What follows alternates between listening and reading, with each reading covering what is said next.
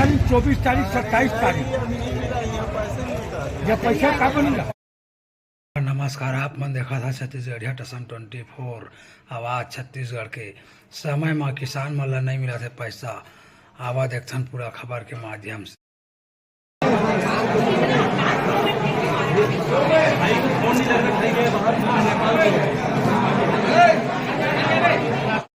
यहाँ पैसा नहीं है बैंक में। कितने टाइम से आप लाइन पे लगे हुए हैं? इसके लिए पैसा आपने यूज के लिए पैसा यहाँ निकालने के लिए आया और है? खेती पाती है, खाद लेंगे, ट्रैक्टर का देना है और हार्वेस्टर का देना है। ये सर वो बोलते भर है और कुछ करता नहीं है, कुछ खाली बैठा है। डबल इंजन का, सिंगल इंजन का भी काम नहीं कर रहा है।